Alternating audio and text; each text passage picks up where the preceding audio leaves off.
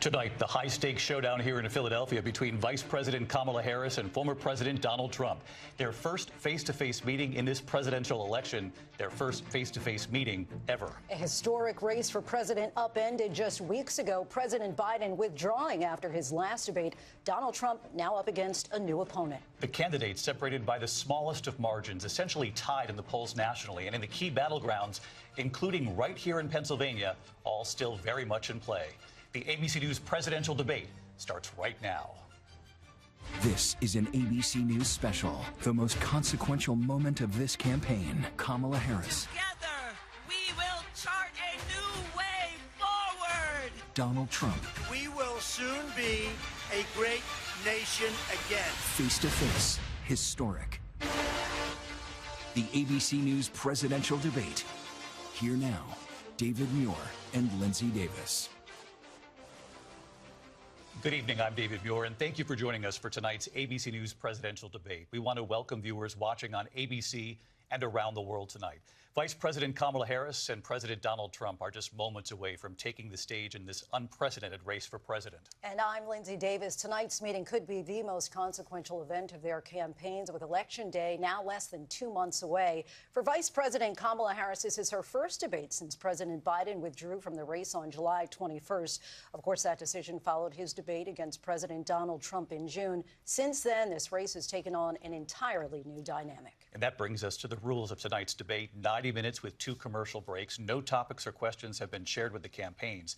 The candidates will have 2 minutes to answer questions, and this is the clock. That's what they'll be seeing. 2 minutes for rebuttals and 1 minute for follow-ups, clarifications, or responses. Their microphones will only be turned on when it's their turn to speak. No pre-written notes allowed. There is no audience here tonight in this hall at the National Constitution Center. This is an intimate setting for 2 candidates who have never met. President Trump won the coin toss. He chose to deliver the final closing statement of the evening. Vice President Harris selected the podium to the right. So let's now welcome the candidates to the stage. Vice President Kamala Harris and President Donald Trump.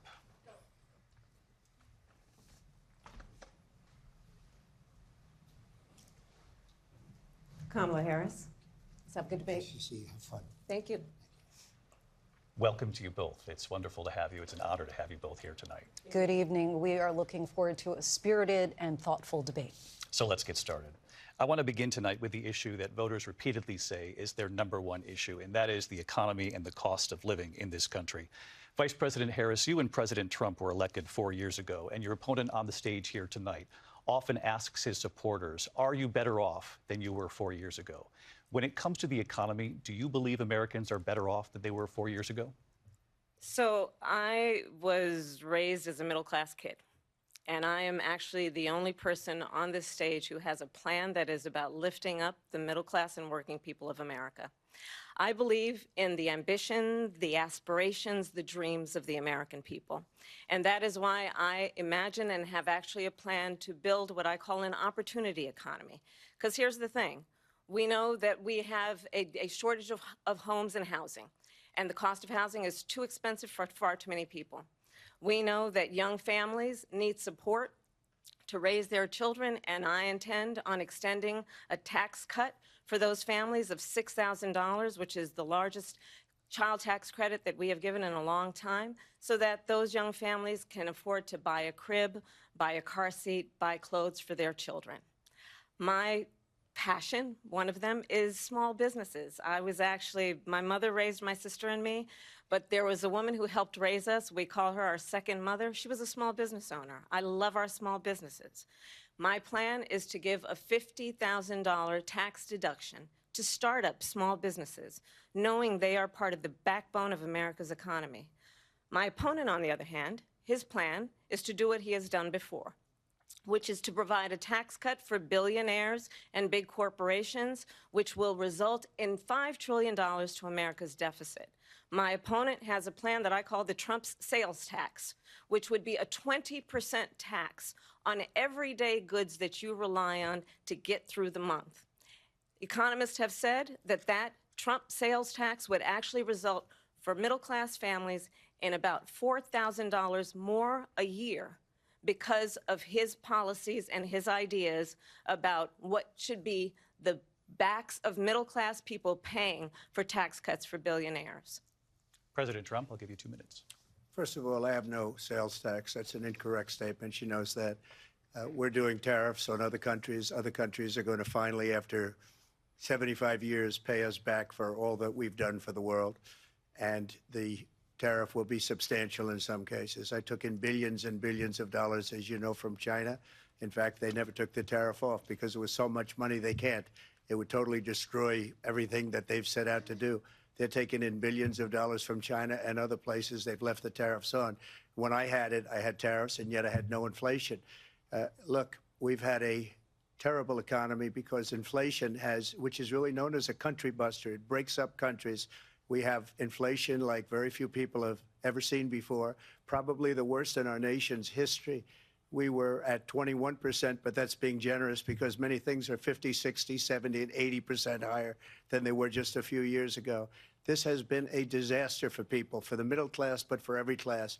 On top of that, we have millions of people pouring into our country from prisons and jails, from mental institutions and insane asylums, and they're coming in and they're taking jobs that are occupied right now by African Americans and Hispanics, and also unions. Unions are going to be affected very soon. And you see what's happening. You see what's happening with towns throughout the United States. You look at Springfield, Ohio. You look at Aurora in Colorado. They are taking over the towns. They're taking over buildings. They're going in violently. These are the people that she and Biden led into our country, and they're destroying our country. They're dangerous. They're at the highest level of criminality, and we have to get them out. We have to get them out fast. I created one of the greatest economies in the history of our country. I'll do it again and even better. We are going to get to immigration and border security during this debate, but I would like to let Vice President Harris respond on the economy here. Well, I would love to. Let's talk about what Donald Trump left us. Donald Trump left us the worst unemployment since the Great Depression. Donald Trump left us the worst public health epidemic in a century. Donald Trump left us the worst attack on our democracy since the Civil War. And what we have done is clean up Donald Trump's mess. What we have done and what I intend to do is build on what we know are the aspirations and the hopes of the American people. But I'm going to tell you all in this debate tonight, you're going to hear from the same old tired playbook, a bunch of lies, grievances, and name-calling. What you're going to hear tonight is a detailed and dangerous plan called Project 2025 that the former president intends on implementing if he were elected again. I believe very strongly that the American people want a president who understands the importance of bringing us together, knowing we have so much more in common than what separates us, and I pledge to you to be a president for all Americans. President Trump will give you a minute here to respond. Number one, I have nothing to do, as you know, and as she knows better than anyone, I have nothing to do with Project 2025.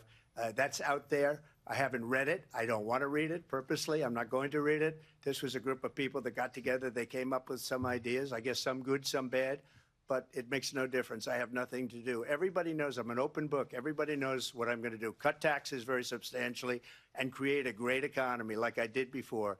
We had the greatest economy. We got hit with a pandemic. And the pandemic was not since 1917, where 100 million people died, has there been anything like it. We did a phenomenal job with the pandemic.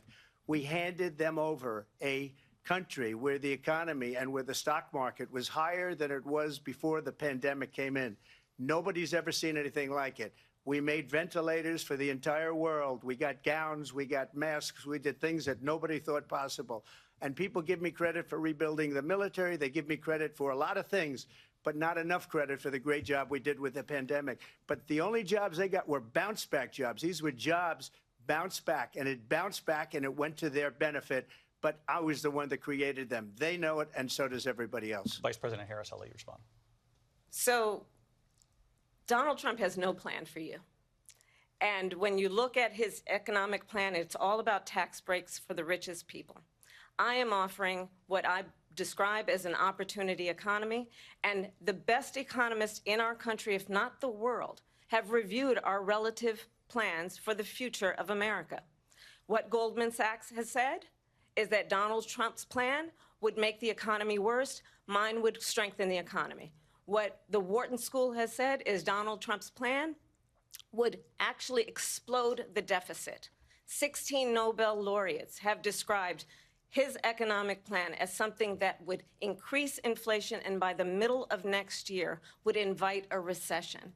You just have to look at where we are and where we stand on the issues. And I'd invite you to know that Donald Trump actually has no plan for you because he is more interested in defending himself than he is in looking out for you.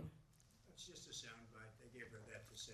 Look, I went to the Wharton School of Finance, and many of those professors, the top professors, think my plan is a brilliant plan. It's a great plan. It's a plan that's going to bring up our worth, our value as a country. It's going to make people want to be able to go and work and create jobs and create a lot of good, solid money for our country. And just to finish off, she doesn't have a plan. She copied Biden's plan, and it's like 4 sentences, like run, spot, run.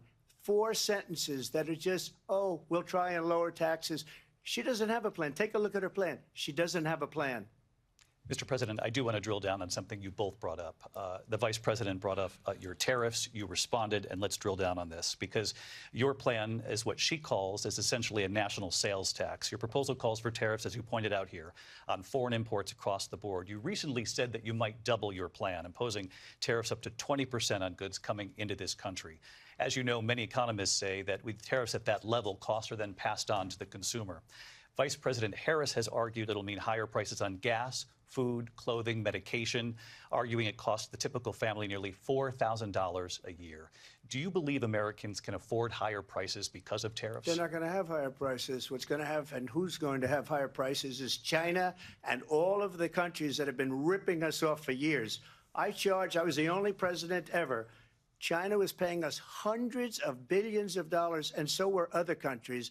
And, you know, if she doesn't like them, they should have gone out and they should have immediately cut the tariffs. But those tariffs are there 3.5 years now under their administration. We are going to take in billions of dollars, hundreds of billions of dollars. I had no inflation, virtually no inflation. They had the highest inflation perhaps in the history of our country, because I've never seen a worse period of time. People can't go out and buy cereal or bacon or eggs or anything else. The people of our country are absolutely dying with what they've done. They've destroyed the economy. And all you have to do is look at a poll. The polls say 80 and 85 and even 90% that the Trump economy was great, that their economy was terrible. Vice President Harris, I do want to ask for your response, and you heard what the president said there, because the Biden administration did keep a number of the Trump tariffs in place. So how do you respond? Well, let's be clear that the Trump administration resulted in a trade deficit, one of the highest we've ever seen in the history of America.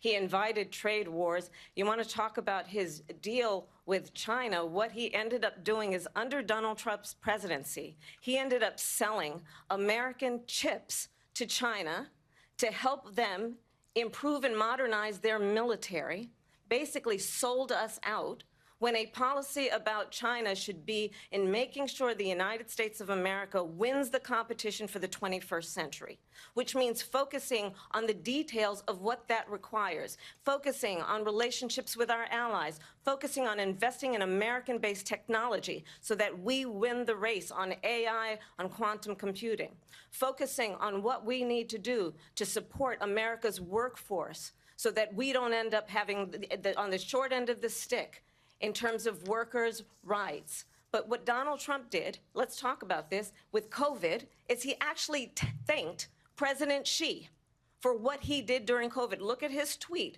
Thank you, President Xi, exclamation point, when we know that Xi was responsible for lacking and not giving us transparency about the origins of COVID. President Trump, I'll let you respond. First of all, they bought their chips from Taiwan. We hardly make chips anymore because of philosophies like they have and policies like they have. I don't say her because she has no policy. Everything that she believed 3 years ago and 4 years ago is out the window. She's going to my philosophy now. In fact, I was going to send her a MAGA hat. She's gone to my philosophy. But if she ever got elected, she'd change it. And it will be the end of our country. She's a Marxist. Everybody knows she's a Marxist. Her father's a Marxist professor in economics, and he taught her well. But when you look at what she's done to our country, and when you look at these millions and millions of people that are pouring into our country monthly, where it's, I believe, 21 million people, not the 15 that people say, and I think it's a lot higher than the 21. That's bigger than New York State pouring in. And just look at what they're doing to our country. They're criminals. Many of these people coming in are criminals. And that's bad for our economy, too. You know, you mentioned before, we'll talk about immigration later. Well, bad immigration is the worst thing that can happen to our economy. They have, and she has, destroyed our country with policy that's insane. Almost policy that you'd say they have to hate our country. President Trump, thank you. Lindsay? I want to turn to the issue of abortion. President Trump, you've often touted that you were able to kill Roe v. Wade. Last year, you said that you were proud to be the most pro-life president in American history. Then last month, you said that your administration would be great for women and their reproductive rights. In your home state of Florida, you surprised many with regard to your 6-week abortion ban because you initially had said that it was too short. And you said, quote, I'm going to be voting that we need more than 6 weeks. But then the very next day, you reversed course and said you would vote to support the 6-week ban. Vice President Harris says that women shouldn't trust you on the issue of abortion because you've changed your position so many times. Therefore, why should they trust you? Well, the reason I'm doing that vote is because the plan is, as you know, the vote is, they have abortion in the 9th month.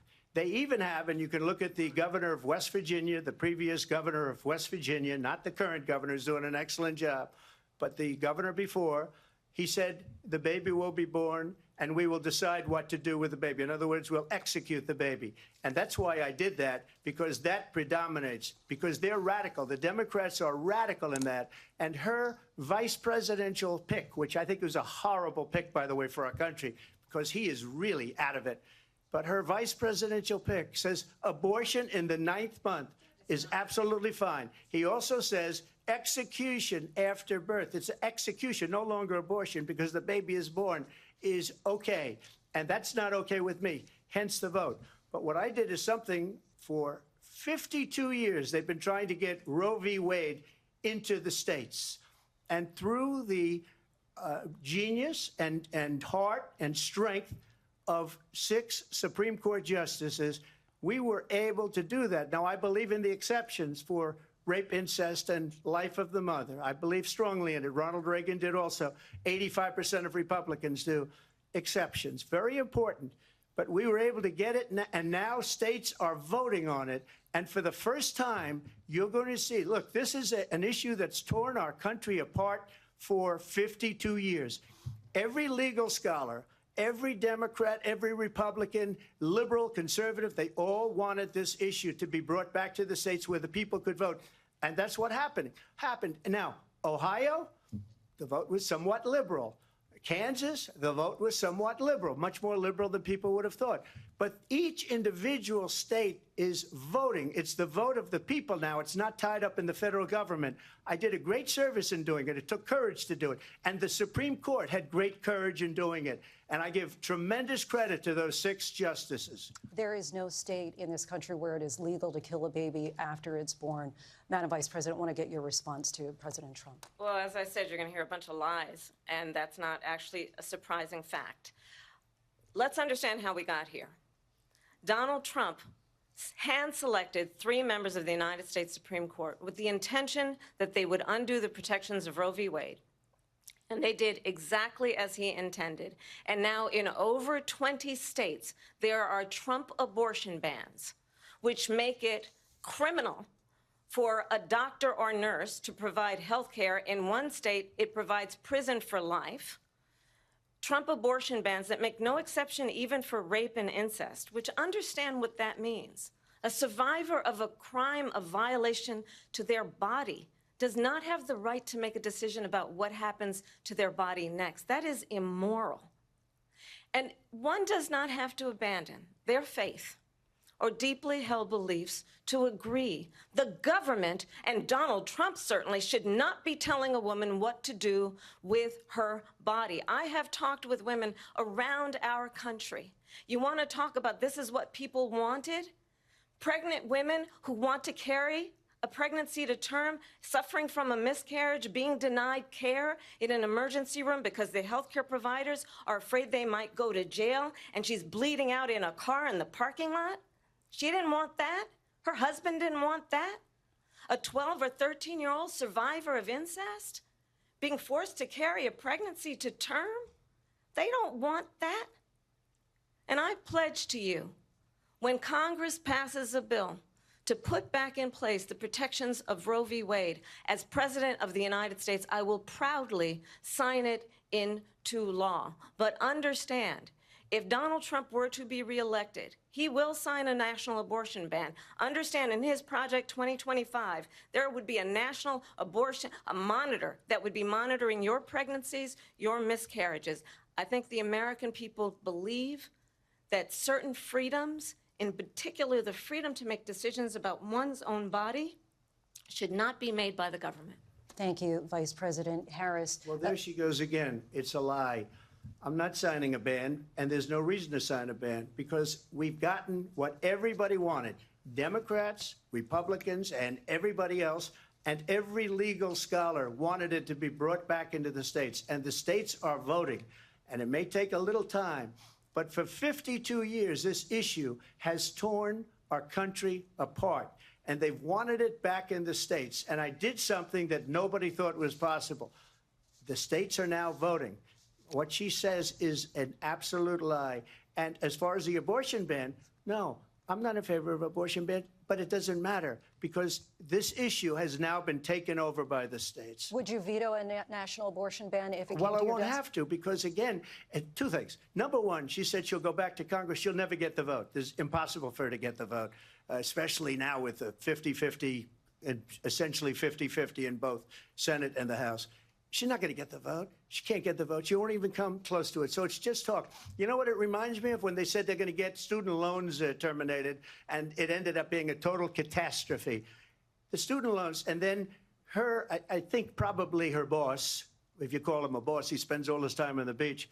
But look, her boss went out and said, we'll do it again. We'll do it a different way. And he went out, got rejected again by the Supreme Court. So all these students got taunted with this whole thing about this whole idea, and how unfair that would have been. Part of the reason they lost to the millions and millions of people that had to pay off their student loans. They didn't get it for free, but they were saying it's the same way that they talked about that they talk about abortion. But if I could just get a yes or no, because your running mate, J.D. Vance, has said that you would veto it if it did come to your desk. Well, I didn't discuss it with J.D. In all fairness, J.D., and I don't mind if he has a certain view, but I think he was speaking for me, but I really didn't. Look, we don't have to discuss it, because she'd never be able to get it, just like she couldn't get student loans. They couldn't get student loans. They didn't even come close to getting student loans. They taunted young people and a lot of other people that had loans. They can never get this approved. So it doesn't matter what she says about going to Congress. Well, wonderful. Let's go to Congress, do it.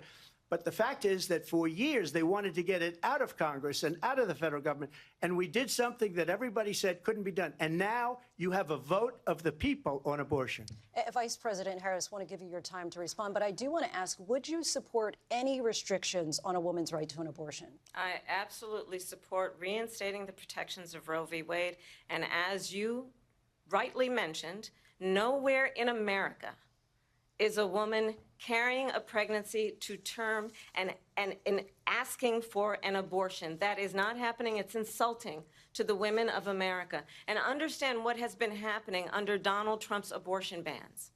Couples who pray and dream of having a family are being denied IVF treatments. What is happening in our country? Working people, working women who are working 1 or 2 jobs, who can barely afford childcare as it is, have to travel to another state to get on a plane sitting next to strangers to go and get the health care she needs. Barely can afford to do it, and what you are putting her through is unconscionable. And the people of America have not, the majority of Americans believe in a woman's right to make decisions about her own body, and that is why in every state where this issue has been on the ballot, in red and blue states both, the people of America have voted for freedom. Vice President Harris, Excuse me, I thank have you. to respond. Another lie. It's another lie. I have been a leader on IVF, which is fertilization. The IVF, I have been a leader. In fact, when they got a very negative decision on IVF from the Alabama courts, I saw the people of Alabama and the legislature 2 days later voted it in. I've been a leader on it. They know that, and everybody else knows it. I have been a leader on fertilization, IVF. And the other thing, you should ask, will she allow abortion in the 8th month, 9th month, 7th month? Come on. Okay, would you do that? Why don't you ask her that question? Why don't you answer That's the problem. question? Would you because veto? under Roe v. Answer Wade, the question, would you veto? you could do abortions in the 7th month, the 8th month, the 9th month, not true. and probably after birth. Just look at the governor, former governor of Virginia. The governor of Virginia said, we put the baby aside, and then we determine what we want to do with the baby. President Trump, thank you. We're going to turn now to immigration and border security. We know it's an issue that's important to Republicans, Democrats, voters across the board in this country. Vice President Harris, you were tasked by President Biden with getting to the root causes of migration from Central America. We know that illegal border crossings reached a record high in the Biden administration. This past June, President Biden imposed tough new asylum restrictions. We know the numbers since then have dropped significantly. But my question to you tonight is, why did the administration wait until 6 months before the election to act? And would you have done anything differently from President Biden on this? So I'm the only person on this stage who has prosecuted transnational criminal organizations for the trafficking of guns, drugs, and human beings. And let me say that the United States Congress, including some of the most conservative members of the United States Senate, came up with a border security bill which I supported. And that bill would have put 1,500 more border agents on the border to help those folks who are working there right now overtime, trying to do their job. It would have allowed us to stem the flow of fentanyl coming into the United States. I know there are so many families watching tonight who have been personally affected by the surge of fentanyl in our country. That bill would have put more resources to allow us to prosecute transnational criminal organizations for trafficking in guns, drugs, and human beings. But you know what happened to that bill? Donald Trump got on the phone, called up some folks in Congress, and said, kill the bill. And you know why? Because he'd prefer to run on a problem instead of fixing a problem. And understand, this comes at a time where the people of our country actually need a leader who engages in solutions, who actually addresses the problems at hand. But what we have in the former president is someone who would prefer to run on a problem instead of fixing a problem. And I'll tell you something, he's going to talk about immigration a lot tonight, even when it's not the subject that is being raised. And I'm going to actually do something really unusual, and I'm going to invite you to attend one of Donald Trump's rallies, because it's a really interesting thing to watch. You will see during the course of his rallies, he talks about fictional characters like Hannibal Lecter.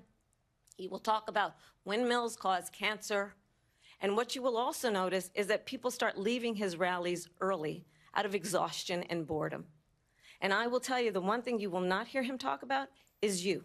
You will not hear him talk about your needs, your dreams, and your desires. And I'll tell you, I believe you deserve a president who actually puts you first, and I pledge to you that I will. Vice President Harris, thank you. President Trump, on that point, I want to get your response. Well, I would like to respond. Let me just ask, though, why did you try to kill that bill, and successfully so, that would have put thousands of additional agents and officers on the border? First, let me respond as to the rallies. She said people start leaving. People don't go to her rallies. There's no reason to go. And the people that do go, she's bussing them in and paying them to be there, and then showing them in a different light. So she can't talk about that. People don't leave my rallies. We have the biggest rallies, the most incredible rallies in the history of politics. That's because people want to take their country back. Our country is being lost. We're a failing nation. And it happened 3.5 years ago. And what's going on here, you're going to end up in World War III, just to go into another subject.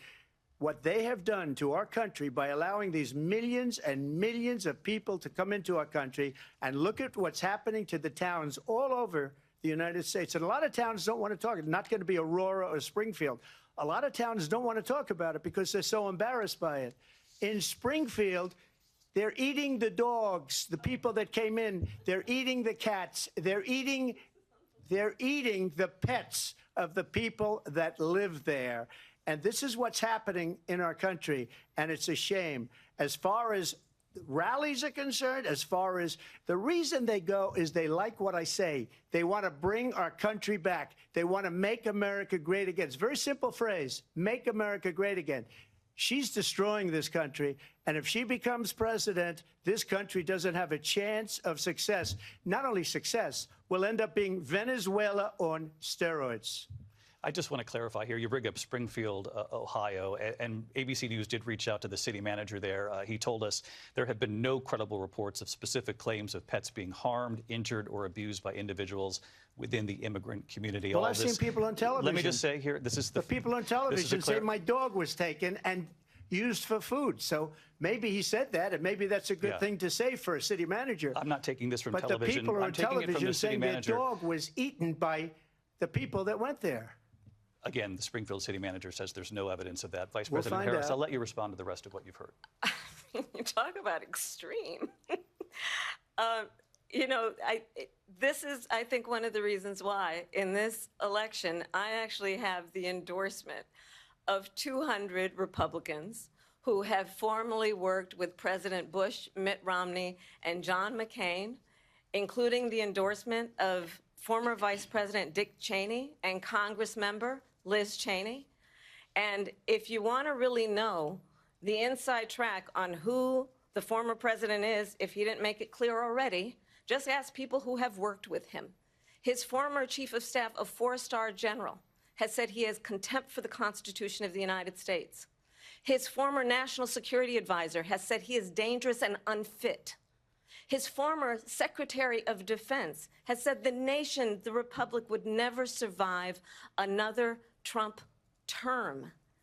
And when we listen to this kind of rhetoric, when the issues that affect the American people are not being addressed, I think the choice is clear in this election. President Trump, I'll give you a quick minute to respond here.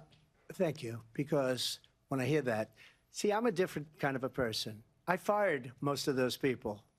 Not so graciously. They did bad things or a bad job. I fired them. They never fired one person. They didn't fire anybody having to do with Afghanistan and the Taliban and the 13 people who's were just killed, viciously and violently killed. And I got to know the parents and the family. They didn't fire. They should have fired all those generals, all those top people, because that was one of the most incompetently handled situations anybody has ever seen. So when somebody does a bad job, I fire him. And you take a guy like Esper. He was no good. I fired him. So he writes a book. Another one writes a book. Because with me, they can write books. With nobody else can they. But they have done such a poor job, and they never fire anybody. Look at the economy. Look at the inflation. They didn't fire any of their economists. They have the same people. That's a good way not to have books written about you. But just to finish, I got more votes than any Republican in history by far. In fact, I got more votes than any president, sitting president, in history by far. Let me continue on immigration. It was what you wanted to talk about earlier, so let's get back to your deportation proposal that the vice president has reacted to as well. President Trump, you call this the largest domestic deportation operation in the history of our country. You say you would use the National Guard. You say if things get out of control, you'd have no problem using the U.S. military. Police, yes. You also said you would use local police. How would you deport 11 million undocumented immigrants? I know you believe that number is much higher. Take us through this. What does this look like? Will authorities be going door to door in this country? Yeah, it is much higher because of them. They allowed criminals, many, many millions of criminals. They allowed terrorists. They allowed common street criminals. They allowed people to come in, drug dealers, to come into our country. And they're now in the United States and told by their countries like Venezuela, don't ever come back or we're going to kill you. Do you know that crime in Venezuela and crime in countries all over the world is way down? You know why? Because they've taken their criminals off the street and they've given them to her to put into our country. And this will be one of the greatest mistakes in history for them to allow.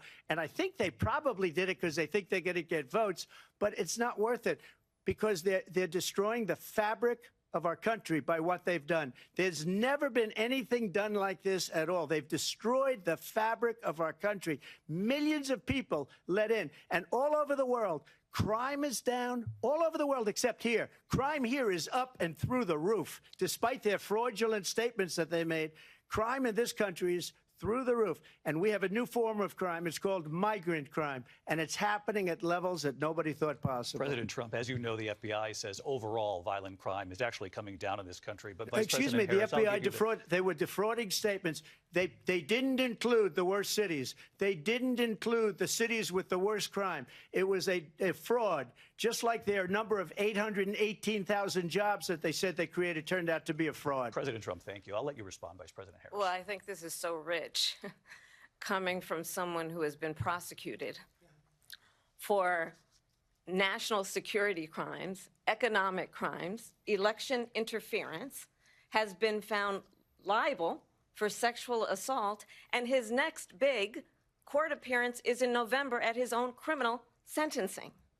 And let's be clear where each person stands on the issue of what is important about respect for the rule of law and respect for law enforcement. The former vice president called for defunding federal law enforcement, 45,000 agents, get this, on the day after he was arraigned on 34 felony counts.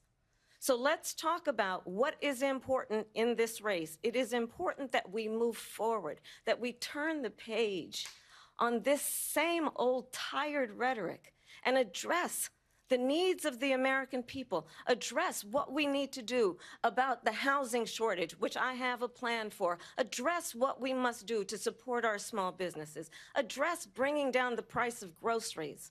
But frankly, the American people are exhausted with this same old tired playbook. Vice President Harris, thank you. Excuse me. Every one of those cases was started by them against their political opponent. And I'm winning most of them, and I will win the rest on appeal. And you saw that with the decision that came down just recently from the Supreme Court. I'm winning most of them. But those are cases, it's called weaponization. Never happened in this country. They weaponized the Justice Department. Every one of those cases was involved with the DOJ, from Atlanta and Fani Willis to the Attorney General of New York and the DA in New York. Every one of those cases. And then they say, oh, he's a criminal. They're the ones that made them go after me. By the way, Joe Biden was found essentially guilty on the documents case. And what happened in my documents case? They said, oh, that's the toughest of them all. A complete and total victory. 2 months ago, it was thrown out. It's weaponization, and they used it, and it's never happened in this country. They used it to try and win an election. They're fake cases. President Trump, thank you. A really quick response here, Vice President Harris, on this notion of weaponization of the Justice Department. Well, let's talk about extreme and understand the context in which this election in 2024 is taking place. The United States Supreme Court recently ruled that the former president would essentially be immune from any misconduct if he were to enter the White House again. Understand, this is someone who has openly said he would terminate, I'm quoting, terminate the Constitution of the United States, that he would weaponize the Department of Justice against his political enemies. Someone who has openly expressed disdain for members of our military. Understand what it would mean if Donald Trump were back in the White House with no guardrails, because certainly we know now the court won't stop him. We know J.D. Vance is not going to stop him. It's up to the American people Vice President to stop Harris, him. Thank you. Lindsay? Vice President Harris, in your last run for president. This is the one that weaponized, not me. She weaponized. I probably took a bullet to the head because of the things that they say about me. They talk about democracy. I'm a threat to democracy. They're the threat to democracy with a fake Russia investigation We do have a lot that went nowhere. We have a lot to get to. Lindsay? Vice President Harris, in your last run for president, you said you wanted to ban fracking. Now you don't. You wanted mandatory government buyback programs for assault weapons. Now your campaign says you don't. You supported decriminalizing border crossings. Now you're taking a harder line. I know you say that your values have not changed. So then why have so many of your policy positions changed? So my values have not changed, and I'm going to discuss every at least every point that you've made. But in particular, let's talk about fracking because we're here in Pennsylvania. I made that very clear in 2020. I will not ban fracking. I have not banned fracking as Vice President of the United States. And in fact, I was the tie-breaking vote on the Inflation Reduction Act, which opened new leases for fracking. My position is that we have got to invest in diverse sources of energy so we reduce our reliance on foreign oil. We have had the largest increase in domestic oil production in history because of an approach that recognizes that we cannot over-rely on foreign oil. As it relates to my values, let me tell you, I grew up a middle-class kid raised by a hardworking mother who worked and saved and was able to buy our first home when I was a teenager. The values I bring to the importance of home ownership, knowing not everybody got handed $400 million on a silver platter and then filed bankruptcy 6 times, is a value that I bring to my work to say we are going to work with the private sector and home builders to increase 3 million homes, increase by 3 million homes by the end of my first term. My work that is related to having a friend when I was in high school who was sexually assaulted by her stepfather. And my focus then on protecting women and children from violent crime is based on a value that is deeply grounded in the importance of standing up for those who are most vulnerable. My work that is about protecting Social Security and Medicare is based on long-standing work that I have done, protecting seniors from scams. My values have not changed. And what is important is that there is a president who actually brings values and a perspective that is about lifting people up and not beating people down and name-calling. The true measure of the leader is the leader who actually understands the strength is not in beating people down, it's in lifting people up. I intend to be that president. President Trump, your Well, response? first of all, I wasn't given $400 million. I wish I was. My father was a Brooklyn builder, Brooklyn, Queens, and a great father, and I learned a lot from him. But I was given a fraction of that, a tiny fraction, and I built it into many, many billions of dollars, many, many billions. And when people see it, they are even surprised. So we don't have to talk about that. Fracking, she's been against it for 12 years. Defund the police, she's been against that forever. She gave all that stuff up very wrongly, very horribly, and everybody's laughing at it, okay? They're all laughing at it. She gave up at least 12 and probably 14 or 15 different policies. Like, she was big on defund the police. In Minnesota, she went out, wait a minute, I'm talking now, if you don't mind, please. Does that sound familiar? She went out in Minnesota and wanted to let criminals that killed people, that burned down Minneapolis, she went out and raised money to get them out of jail. She did things that nobody would ever think of. Now she wants to do transgender operations on illegal aliens that are in prison. This is a radical left liberal that would do this. She wants to confiscate your guns, and she will never allow fracking in Pennsylvania. If she won the election, fracking in Pennsylvania will end on day one. Just to finish, one thing so important in my opinion. So I got the oil business going like nobody has ever done before. When they took over, they got rid of it, started getting rid of it, and the prices were going up the roof. They immediately let these guys go to where they were. I would have been 5 times, 4 times, 5 times higher, because you're talking about 3.5 years ago. They got it up to where I was because they had no choice, because the prices of energy were quadrupling and doubling. You saw what happened to gasoline. So they said, let's go back to Trump. But if she won the election, the day after that election, they'll go back to destroying our country, and oil will be dead, fossil fuel will be dead. We'll go back to windmills, and we'll go back to solar, where they need a whole desert to get some energy to come out. You ever see a solar plant? By the way, I'm a big fan of solar, but they take 400, 500 acres of desert President soil. Trump, we have a These lot are of not good issues things that we for the have to get environment, to. as We're she out of time. understands. Thank you. Lindsay, thank you. We have an election in just 56 days.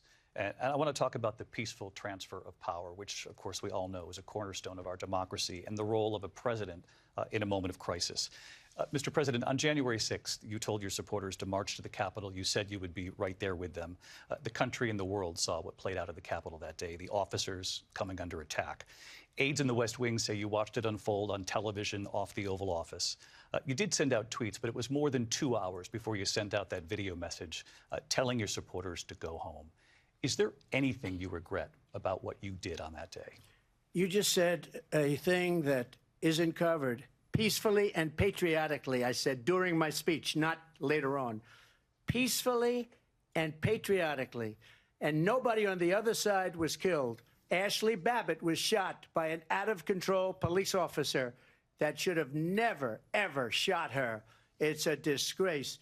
But we didn't do this group of people that have been treated so badly. I ask, what about all the people that are pouring into our country and killing people that she allowed to pour in? She was the border czar, remember that. She was the border czar. She doesn't want to be called the border czar because she's embarrassed by the border. In fact, she said at the beginning, oh, I'm surprised you're not talking about the border yet. That's because she knows what a bad job they've done. What about those people? What are they going to be prosecuted? When are these people from countries all over the world, not just South America, they're coming in from all over the world, David, all over the world, and crime rates are down all over the world because of it. But let me just when ask are those, David, when are those people going to be prosecuted? When are the people that burned down Minneapolis going to be prosecuted? Or in Seattle, they went into Seattle, they took over a big percentage of the city of Seattle. When are those people going to be prosecuted? But let me just ask you. You might ask her that question. You were the president. You were watching it unfold on television. It's a very simple question as we move forward toward another election. Is there anything you regret about what you did on that day? Yes or no? I had nothing to do with that other than they asked me to make a speech. I showed up for a speech. I said, I think it's going to be big. I went to Nancy Pelosi and the mayor of Washington, D.C., and the mayor put it back in writing, as you know. I said, you know, this is going to be a very big rally or whatever you want to call it. And again, it wasn't done by me. It was done by others. I said, I'd like to give you 10,000 National Guard or soldiers. They rejected me. Nancy Pelosi rejected me. It was just 2 weeks ago. Her daughter has a tape of her saying she is fully responsible for what happened. They want to get rid of that tape. It would have never happened if Nancy Pelosi and the mayor of Washington did their jobs. I wasn't responsible for security. Nancy Pelosi was responsible. She didn't do her job. The question was about you as president, not about former Speaker Pelosi. But I do want Vice President Harris to respond here. I was at the Capitol on January 6th. I was the vice president-elect. I was also an acting senator. I was there. And on that day, the President of the United States incited a violent mob to attack our nation's capital, to desecrate our nation's capital. On that day, 140 law enforcement officers were injured, and some died. And understand, the former president has been indicted and impeached for exactly that reason. But this is not an isolated situation. Let's remember Charlottesville, where there was a mob of people carrying tiki torches, spewing anti-Semitic hate. And what did the president then at the time say? There were fine people on each side. Let's remember that when it came to the Proud Boys, a militia, the president said, the former president said, stand back and stand by. So for everyone watching who remembers what January 6th was, I say we don't have to go back. Let's not go back. We're not going back. It's time to turn the page. And if that was a bridge too far for you, well, there is a place in our campaign for you to stand for country, to stand for our democracy, to stand for rule of law, and to end the chaos, and to end the approach that is about attacking the foundations of our democracy because you don't like the outcome. And be clear on that point. Donald Trump, the candidate, has said in this election there will be a bloodbath if this and the outcome of this election is not to his liking. Let's turn the page on this. Let's not go back. Let's chart a course for the future and not go backwards to the past. Let me just follow up here. It was a different term, and it was a term that related to energy because they have destroyed our energy business. That was where bloodbath was. Also, on Charlottesville, that story has been, as you would say, debunked. Laura Ingraham, Sean Hannity, Jesse, all of these people, they covered it. If they go an extra sentence, they will see it was perfect. It was debunked in almost every newspaper, but they still bring it up, just like they bring 2025 up. They bring all of this stuff up. I ask you this. You talk about the Capitol. Why are we allowing these millions of people to come through on the southern border? How come she's not doing anything? And I'll tell you what I would do, and I would be very proud to do it. I would say we would both leave this debate right now. I'd like to see her go down to Washington, D.C. during this debate because we're wasting a lot of time. Go down to, because she's been so bad, it's so ridiculous. Go down to Washington, D.C. and let her sign a bill to close up the border because they have the right to do it. They don't need bills. They have the right to do it. The President of the United States, you'll get him out of bed. You'll wake him up at 4 o'clock in the afternoon. You'll say, come on down to the office. Let's sign a bill. If he signs a bill that the border is closed, all he has to do is say it to the Border Patrol, who are phenomenal. If they do that, the border is closed. Mr. Those President, people are killing many people, unlike J6. We talked immigration here tonight. I do want to focus on this next issue to both of you because it really brings us this into focus, truth in these times that we're living in. Mr. President, for 3.5 years after you lost the 2020 election, you repeatedly falsely claimed that you won, many times saying you won in a landslide. In the past couple of weeks leading up to this debate, you have said, quote, you lost by a whisker, that you, quote, didn't quite make it, that you came up a little bit short. I said that? Are you now acknowledging that you lost in 2020? No, I don't acknowledge that at all. But I you said did that say sarcastically. That. You know that. It was said, oh, we lost by a whisker. That was said sarcastically. Look, there's so much proof. All you have to do is look at it. And they should have sent it back to the legislatures for approval.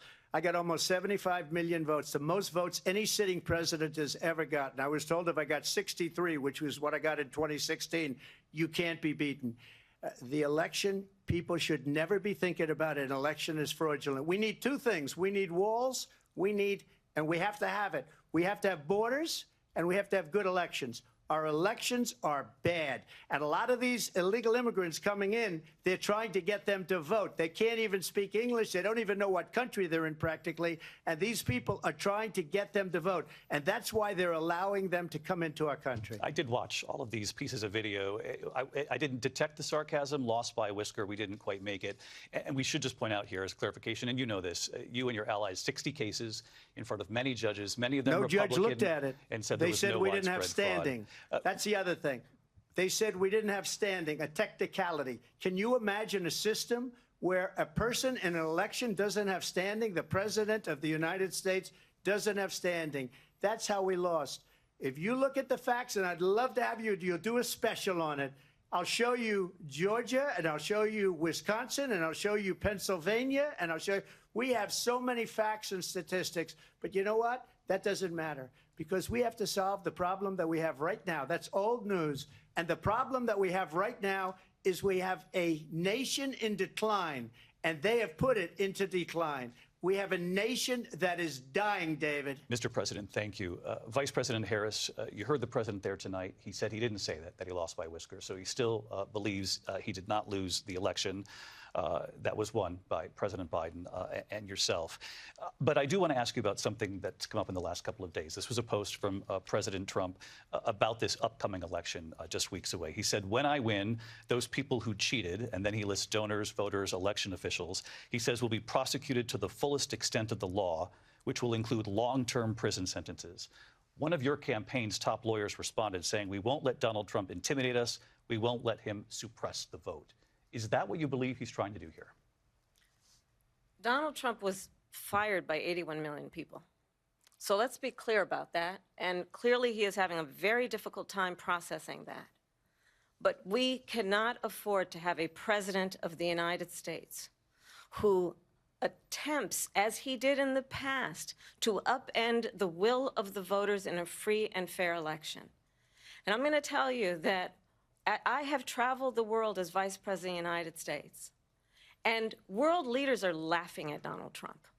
I have talked with military leaders, some of whom worked with you, and they say you're a disgrace.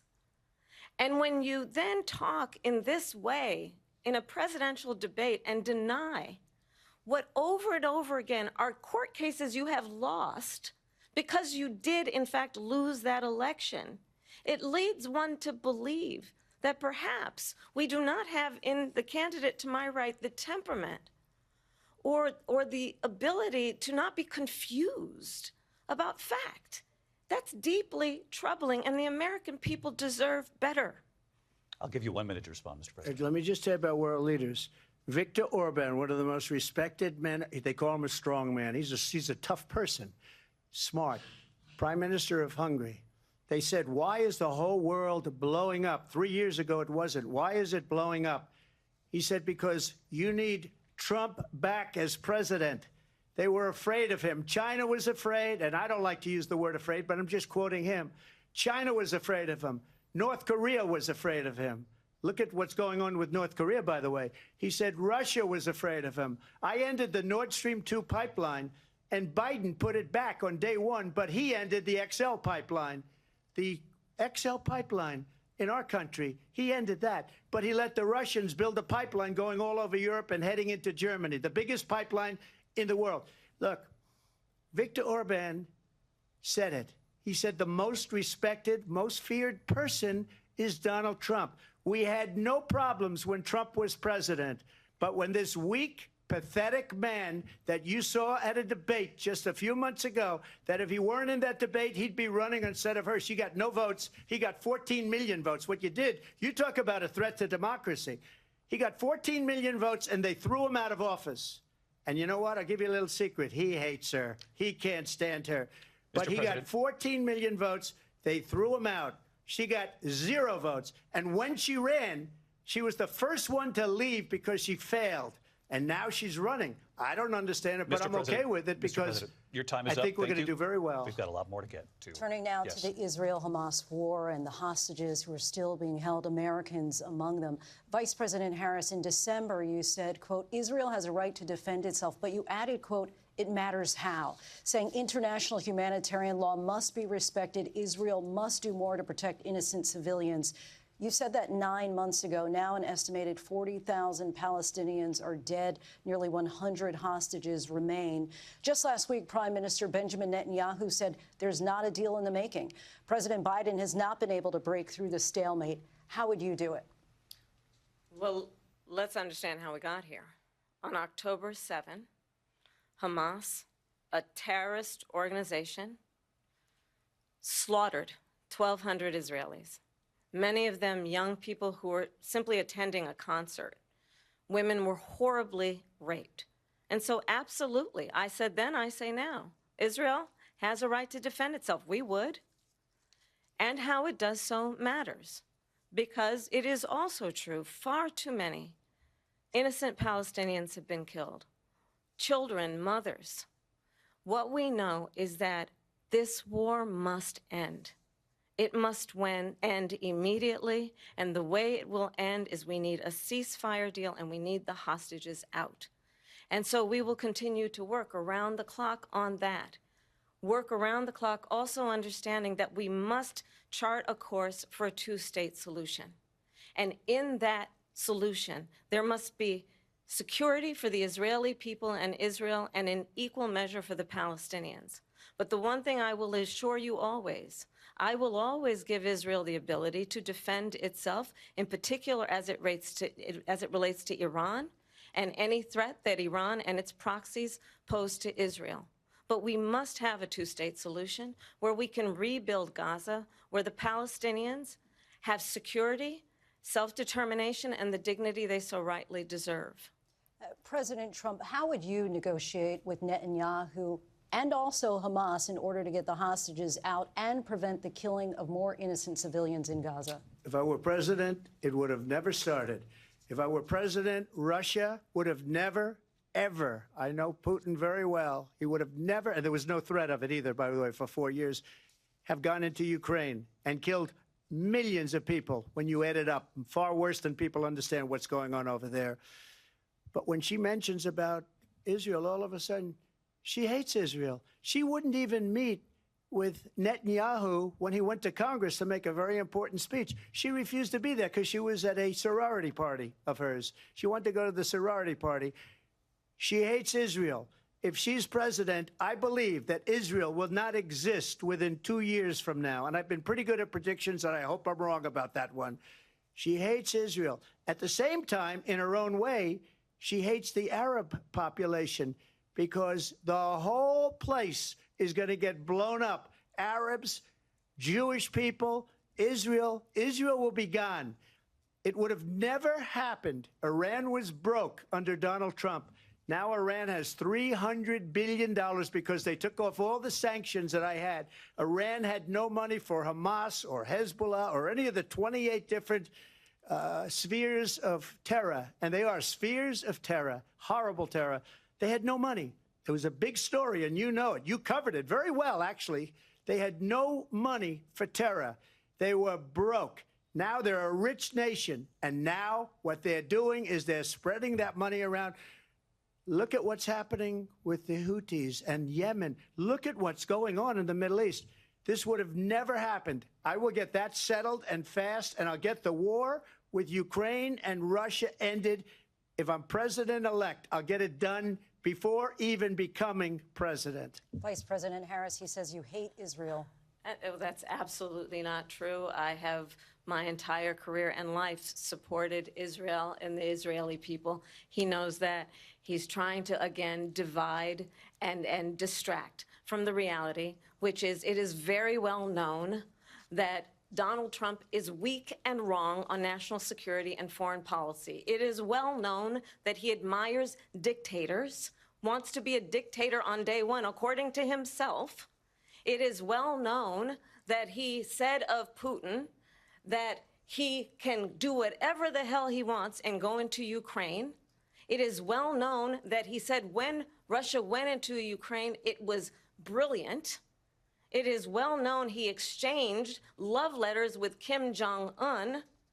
And it is absolutely well known that these dictators and autocrats are rooting for you to be president again because they're so clear. They can manipulate you with flattery and favors. And that is why so many military leaders who you have worked with have told me you are a disgrace. That is why we understand that we have to have a president who is not consistently weak and wrong on Vice national President security, Harris. including the importance of upholding and respecting in highest regard our military. Vice President Harris, thank you. They're the ones, and she's the one that caused it, that's weak on national security by allowing every nation last month for the year, 168 different countries sending people into our country. Their crime rates are way down. Putin endorsed her last week, said, I hope she wins. And I think he meant it, because what he's gotten away with is absolutely incredible. It wouldn't have happened with me. The leaders of other countries think that they're weak and incompetent, and they are. They're grossly incompetent. And I just ask one question. Why does Biden go in and kill the Keystone Pipeline and approve the single biggest deal that Russia's ever made, Nord Stream 2, the biggest pipeline anywhere in the world going to Germany and all over Europe? Because they're weak and they're ineffective.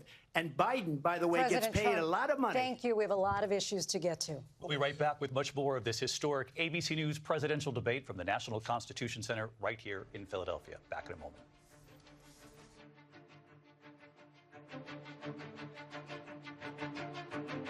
The ABC News presidential debate will continue after this. Live from the National Constitution Center in Philadelphia, Pennsylvania. Here again, David Muir and Lindsay Davis. Welcome back to this historic ABC News presidential debate tonight. We're going to continue here, and I want to turn to the war in Ukraine. We're now 2.5 years into this conflict. Mr. President, it has been the position of the Biden administration that we must defend Ukraine from Russia, from Vladimir Putin, to defend their sovereignty, their democracy, that it's in America's best interest to do so, arguing that if Putin wins, he may be emboldened to move even further into other countries. You have said you would solve this war in 24 hours. You said so just before the break tonight. How exactly would you do that? And I want to ask you a very simple question tonight. Do you want Ukraine to win this war? I want the war to stop I want to save lives that are being uselessly, people being killed by the millions. It's the millions. It's so much worse than the numbers that you're getting, which are fake numbers. Look, we're in for $250 billion or more because they don't ask Europe, which is a much bigger beneficiary to getting this thing done than we are. They're in for $150 billion less because Biden and you don't have the courage to ask Europe like I did with NATO. They paid billions and billions, hundreds of billions of dollars when I said, either you pay up or we're not going to protect you anymore. So that's maybe one of the reasons they don't like me as much as they like weak people. But you take a look at what's happening. We're in for 250 to 275 billion. They're into 100 to 150. They should be forced to equalize. With that being said, I want to get the war settled. I know Zelensky very well, and I know Putin very well. I have a good relationship, and they respect your president, okay? They respect me. They don't respect Biden. How would you respect him? Why? For what reason? He hasn't even made a phone call in 2 years to Putin, hasn't spoken to anybody. They don't even try and get it. That is a war that's dying to be settled. I will get it settled before I even become president. If I win, when I'm president-elect, and what I'll do is I'll speak to one, I'll speak to the other, I'll get them together. That war would have never happened. And in fact, when I saw Putin after I left, unfortunately left because our country has gone to hell. But after I left, when I saw him building up soldiers, he did it after I left, I said, oh, he must be negotiating. It must be a good, strong point of negotiation. Well, it wasn't, because Biden had no idea how to talk to him. He had no idea how to stop it. And now you have millions of people dead, and it's only getting worse, and it could lead to World War III. Don't kid yourself, David. We're playing with World War III, and we have a president that we don't even know if he's... Where is our president? We don't even know if he's a president. And just to clarify they here... They threw him out of a campaign like a dog. We don't even know. Is he our president? But we have a president, Mr. President, that doesn't know he's alive. Your time is up.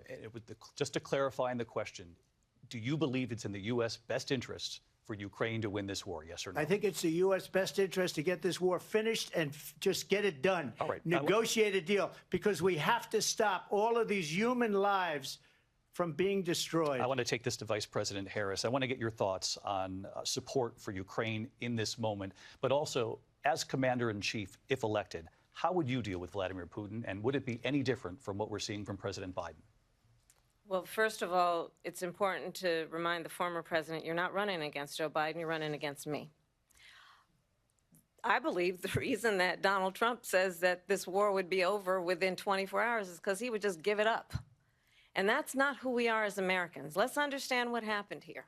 I actually met with Zelensky a few days before Russia invaded, tried through force to change territorial boundaries, to defy one of the most important international rules and norms, which is the importance of sovereignty and territorial integrity. And I met with President Zelensky. I shared with him American intelligence about how he could defend himself. Days later, I went to NATO's eastern flank, to Poland and Romania. And through the work that I and others did, we brought 50 countries together to support Ukraine in its righteous defense. And because of our support, because of the air defense, the ammunition, the artillery, the javelins, the Abrams tanks that we have provided, Ukraine stands as an independent and free country. If Donald Trump were president, Putin would be sitting in Kyiv right now. And understand what that would mean, because Putin's agenda is not just about Ukraine.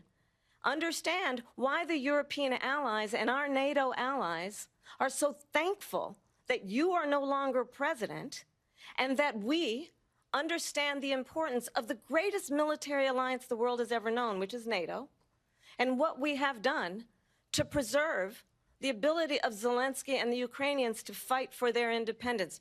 Otherwise, Putin would be sitting in Kyiv with his eyes on the rest of Europe, starting with Poland. And why don't you tell the 800,000 Polish Americans right here in Pennsylvania how quickly you would give up for the sake of favor and what you think is a friendship with what is known to be a dictator who would eat you for lunch.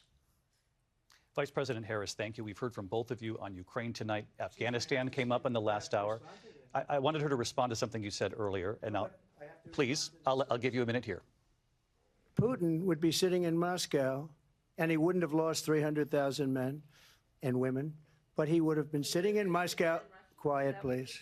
He would have been sitting in Moscow much happier than he is right now. But eventually, you know, he's got a thing that other people don't have. He's got nuclear weapons. They don't ever talk about that. He's got nuclear weapons. Nobody ever thinks about that. And eventually, maybe he'll use them, and maybe he hasn't been that threatening, but he does have that. Something we don't even like to talk about. Nobody likes to talk about it. But just so you understand, they sent her to negotiate peace before this war started. 3 days later, he went in and he started the war because everything they said was weak and stupid. They said the wrong things. That war should have never started. She was the emissary. They sent her in to negotiate with Zelensky and Putin, and she did. And the war started 3 days later. And that's the kind of talent we have with her. She's worse than Biden. In my opinion, I think he's the worst president in the history of our country. She goes down as the worst vice president in the history of our country. But let me tell you something. She is a horrible negotiator. They sent her in to negotiate. As soon as they left, Putin did the invasion. President Trump, thank you. You did bring up something. You said she went to negotiate with Vladimir Putin. Vice President Harris, have you ever met Vladimir Putin? Can you clarify tonight? Yet again, I said it at the beginning of this debate, you're going to hear a bunch of lies coming from this fellow. And that is another one. When I went to meet with President Zelensky, I've now met with him over 5 times. The reality is it has been about standing as America always should, as a leader upholding international rules and norms, as a leader who shows strength, understanding that the alliances we have around the world are dependent on our ability to look out for our friends and not favor our enemies because you adore strongmen instead of caring about democracy. And that is very much what is at stake here. The President of the United States is commander-in-chief. And the American people have a right to rely on a president who understands the significance of America's role and responsibility in terms of ensuring that there is stability and ensuring we stand up for our principles and not sell them for the benefit of personal flattery. We've talked about Ukraine and Vladimir Putin. I do want to talk about Afghanistan. It came up in the first hour of this debate. I wanted to move on to Afghanistan. Stoltenberg said Trump did the most amazing thing I've ever seen. He got these countries, the 28 countries at the time, to pay up. He said, I've never seen. He's the head of NATO. He said, I've never seen. For years, we were paying almost all of NATO. We were being ripped off by European nations, both on trade and on NATO. I got them to pay up by saying one of the statements you made before, if you don't pay, we're not going to protect you. President Otherwise, Trump. we would have never gotten it. He said it was one of the most incredible jobs that he's ever seen done. Thank you. I want to turn to Afghanistan. It came up in the first hour of the debate, and we witnessed a poignant moment today on Capitol Hill, honoring the soldiers who died in the chaotic withdrawal from Afghanistan. I do want to ask the Vice President, do you believe you bear any responsibility in the way that withdrawal played out? Well, I will tell you, I agreed with President Biden's decision to pull out of Afghanistan. 4 presidents said they would, and Joe Biden did. And as a result, America's taxpayers are not paying the $300 million a day we were paying for that endless war.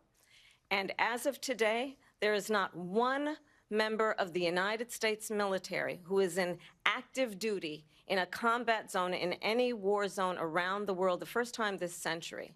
But let's understand how we got to where we are. Donald Trump, when he was president, negotiated one of the weakest deals you can imagine. He calls himself a deal maker. Even his national security advisor said it was a weak, terrible deal. And here's how it went down. He bypassed the Afghan government. He negotiated directly with a terrorist organization called the Taliban. The negotiation involved the Taliban getting 5,000 Taliban terrorists released. And get this, and the president at the time invited the Taliban to Camp David, a place of storied significance for us as Americans, a place where we honor the importance of American diplomacy, where we invite and receive respected world leaders. And this former president, as president, invited them to Camp David because he does not again appreciate the role and responsibility of the President of the United States to be commander-in-chief with a level of respect. And this gets back to the point of how he has consistently disparaged and demeaned members of our military, fallen soldiers, and the work that we must do to uphold the strength and the respect of the United States of America around the world. Vice President Harris, thank you. President Trump, your response to her saying that you began the negotiations with the Taliban. So if you take a look at that period of time, the Taliban was killing our soldiers, a lot of them, with snipers. And I got involved with the Taliban because the Taliban was doing the killing. That's the fighting force within Afghanistan. They don't bother doing that because, you know, they deal with the wrong people all the time. But I got involved. And Abdul is the head of the Taliban. He is still the head of the Taliban. And I told Abdul, don't do it anymore. You do it anymore, you're going to have problems. And he said, why do you send me a picture of my house? I said, you're going to have to figure that out, Abdul. And for 18 months, we had nobody killed. We did have an agreement negotiated by Mike Pompeo. It was a very good agreement. The reason it was good, it was we were getting out. We would have been out faster than them, but we wouldn't have lost the soldiers. We wouldn't have left many Americans behind, and we wouldn't have left $85 billion worth of brand new, beautiful military equipment behind. And just to finish, they blew it. The agreement said you have to do this, this, this, this, this, and they didn't do it. They didn't do it. The agreement was terminated by us because they didn't do what they were supposed to do. I want to move on. And these people did the worst withdrawal and, in my opinion, the most embarrassing moment in the history of our country. And by the way, that's why Russia attacked Ukraine, because they saw how incompetent she and her boss are. President Trump, thank you.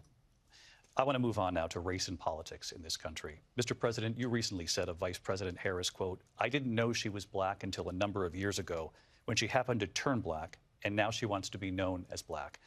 I want to ask a bigger picture question here tonight. Why do you believe it's appropriate to weigh in on the racial identity of your opponent? I don't, and I don't care. I don't care what she is. I don't care. You make a big deal out of something. I couldn't care less. Whatever she wants to be is okay with me. But those were your words, so I'm asking. asking. I don't know. I mean, all I can say is I read where she was not black, that she put out, and I'll say that. And then I read that she was black, and that's okay. Either one was okay with me. That's up to her. That's up to her. Vice President Harris, your thoughts on this? I think it's, I mean, honestly, I think it's a tragedy that we have someone who wants to be president who has consistently, over the course of his career, attempted to use race to divide the American people. You know, I do believe that the vast majority of us know that we have so much more in common than what separates us, and we don't want this kind of approach that is just constantly trying to divide us, and especially by race. And let's remember how Donald Trump started. He was land, he owned buildings, and he was investigated because he refused to rent property to black families. Let's remember, this is the same individual who took out a full-page ad in the New York Times calling for the execution of 5 young black and Latino boys who were innocent, the Central Park 5. Took out a full-page ad calling for their execution. This is the same individual who spread birther lies about the first black president of the United States. And I think the American people want better than that, want better than this, want someone who understands, as I do, I travel our country. We see in each other a friend. We see in each other a neighbor. We don't want a leader who is constantly trying to have Americans point their fingers at each other. I meet with people all the time who tell me, can we please just have discourse about how we're going to invest in the aspirations and the ambitions and the dreams of the American people? knowing that regardless of people's color or the language their grandmother speaks, we all have the same dreams and aspirations and want a president who invests in those, not in hate and division. Vice President Harris, thank you. Lindsay? President Trump, this is now your third time. This is the most divisive presidency in the history of our country. There's never been anything like it. They're destroying our country, and they come up with things like what she just said. Going back many, many years, when a lot of people, including Mayor Bloomberg, agreed with me on the Central Park Five, they admitted, they said, they pled guilty. And I said, well, if they pled guilty, they badly hurt a person, killed a person ultimately. And if they pled guilty, then they pled, we're not guilty. But this is a person that has to stretch back years, 40, 50 years ago, because there's nothing now. I built one of the greatest economies in the history of the world, and I'm going to build it again. It's going to be bigger, better, and stronger. But they're destroying our economy. They have no idea what a good economy is.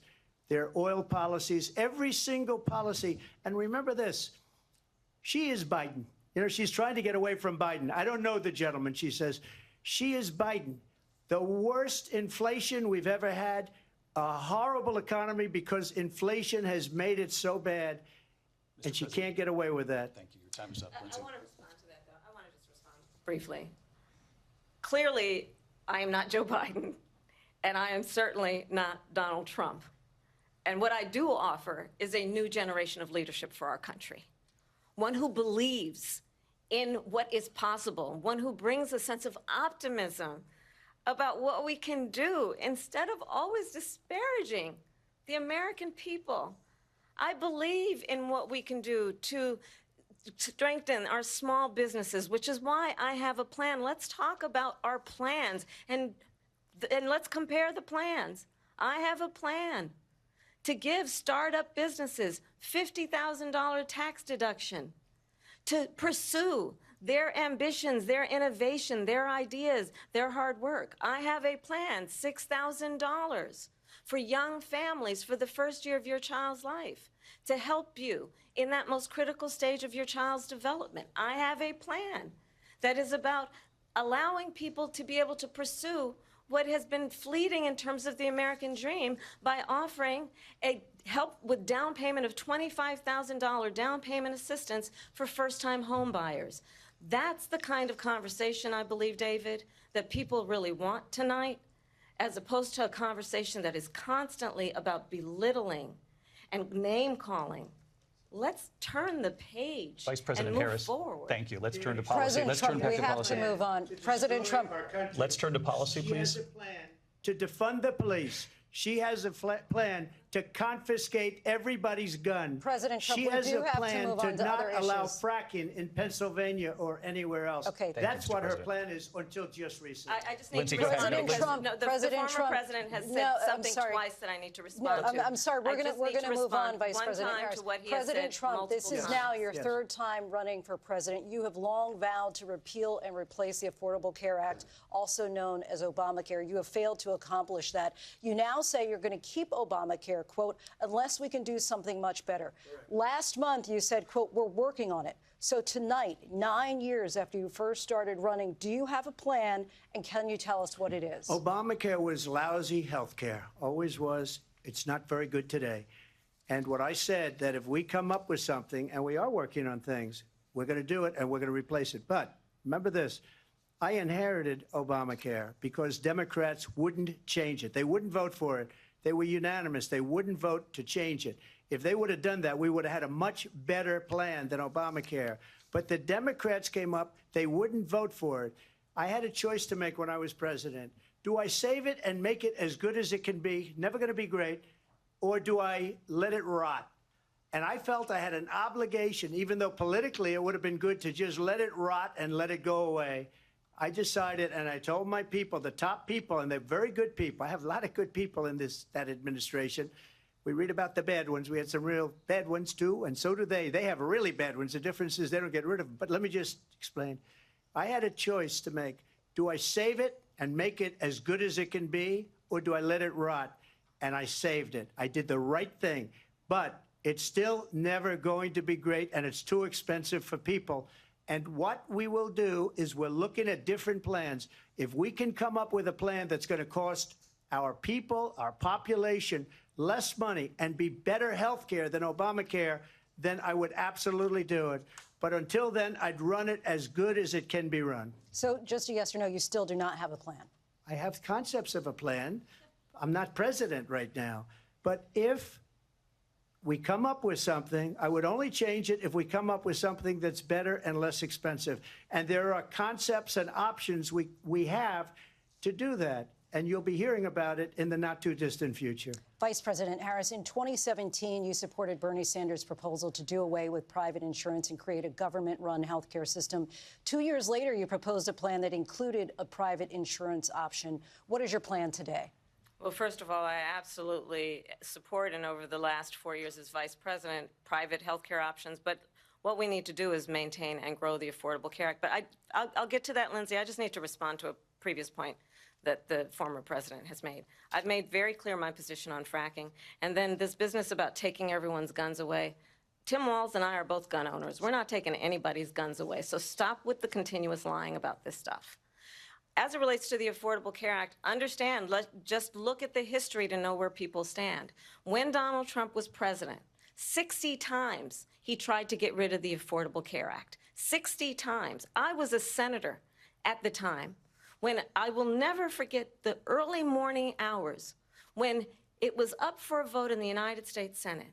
And the late, great John McCain, who you have disparaged as being, you don't like him, you said, at the time because he got caught. He was an American hero. The late, great John McCain, I will never forget that night, walked onto the Senate floor and said, no, you don't. No, you don't. No, you don't get rid of the Affordable Care Act. You have no plan. And what the Affordable Care Act has done is eliminate the ability of insurance companies to deny people with pre-existing conditions. I don't have to tell the people watching tonight, you remember what that was like? Remember when an insurance company could deny if a child had asthma, if someone was a breast cancer survivor, if a grandparent had diabetes? And thankfully, as I've been vice president, and we, over the last 4 years, have strengthened the Affordable Care Act, we have allowed, for the first time, Medicare to negotiate drug prices on behalf of you, the American people. Donald Trump said he was going to allow Medicare to negotiate drug prices. He never did. We did. And now we have capped the cost of insulin at $35 a month. Since I've been vice president, we have capped the cost of prescription medication for seniors at $2,000 a year. And when I am president, we will do that for all people, understanding that the value I bring to this is that access to health care should be a right and not just a privilege of those who can afford it. And the plan has to be to strengthen the Affordable Care Act, not get rid of it, Vice President Harris, in terms of where Donald Trump stands on that. I want to move to an issue that's important for a lot of... She made a mistake. Number one, John McCain fought Obamacare for 10 years. But it wasn't only him. It were all of the Democrats that kept it going. And you know what? We can do much better than Obamacare, much less money. But she won't improve private insurance for people, private medical insurance. That's another thing she doesn't want to give. People are paying privately for insurance that have worked hard and made money, and they want to have private. She wants everybody to be on government insurance where you wait 6 months for an operation that you need immediately. President Trump, thank you. We have another issue that we'd like to get to that's important for a number of Americans, in particular younger voters, and that's climate change. President Trump, with regard to the environment, you say that we have to have clean air and clean water. Vice President Harris, you call climate change an existential threat. The question to you both tonight is, what would you do to fight climate change? And Vice President Harris, we'll start with you. 1 minute for you each. Well, the former president had said that climate change is a hoax. And what we know is that it is very real. You ask anyone who lives in a state who has experienced these extreme weather occurrences, who now is either being denied home insurance or it's being jacked up. You ask anybody who has been the victim of what that means in terms of losing their home, having nowhere to go. We know that we can actually deal with this issue. The young people of America care deeply about this issue. And I am proud that as vice president over the last 4 years, we have invested $1 trillion in a clean energy economy, while we have also increased domestic gas production to historic levels. We have created over 800,000 new manufacturing jobs while I have been vice president. We have invested in clean energy to the point that we are opening up factories around the world. Donald Trump said he was going to create manufacturing jobs. He lost manufacturing jobs. And I'm also proud to have the endorsement of the United Auto Workers and Sean Fain, who also know that part of building a clean energy economy includes investing in American-made products, American automobiles. It includes growing what we can do around American manufacturing and opening up auto plants, not closing them like happened under Donald Trump. Vice President Harris, thank you. It didn't happen under Donald Trump. Let me just tell you, they lost 10,000 manufacturing jobs this last month. It's going, they're all leaving. They're building big auto plants in Mexico, in many cases owned by China. They're building these massive plants, and they think they're going to sell their cars into the United States because of these people. What they have given to China is unbelievable. But we're not going to let that. We'll put tariffs on those cars so they can't come into our country, because they will kill the United Auto Workers and any auto worker, whether it's in Detroit or South Carolina or any other place. What they've done to business and manufacturing in this country is horrible. We have nothing because they refuse. You know, Biden doesn't go after people because supposedly China paid him millions of dollars. He's afraid to do it. Between him and his son, they get all this money from Ukraine. They get all this money from all of these different countries. And then you wonder, why is he so loyal to this one, that one, Ukraine, China? Why is he? Why did he get $3.5 million from the mayor of Moscow's wife? Why did she pay him $3.5 million? This is a crooked administration, and they're selling our country down the tubes. President Trump, thank you. Thank you. We'll be right back with closing statements from both of our candidates. An historic night, this ABC News presidential debate from Philadelphia. Back in a moment.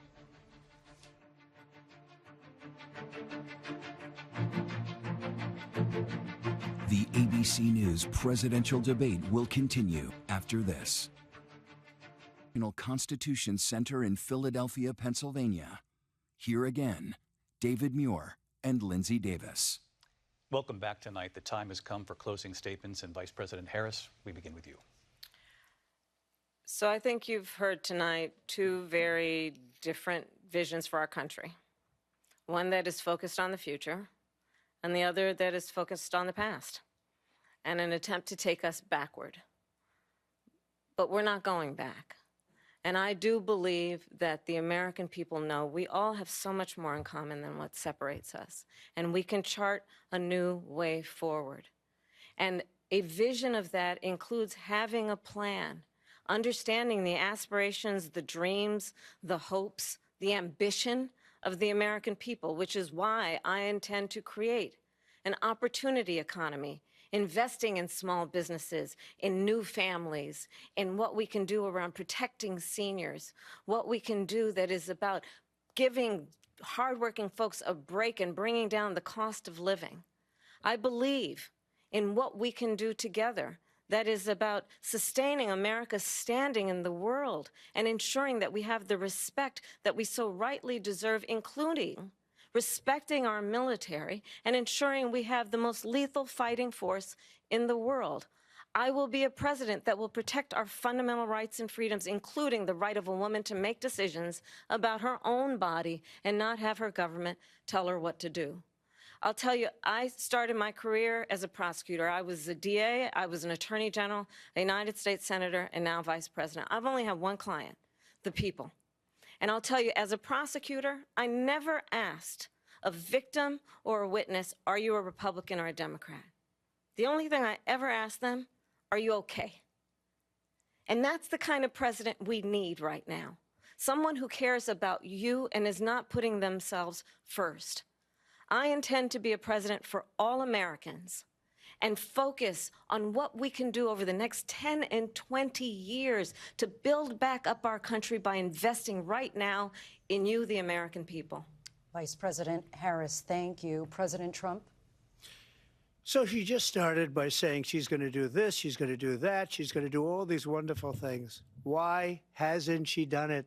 She's been there for 3.5 years. They've had 3.5 years to fix the border.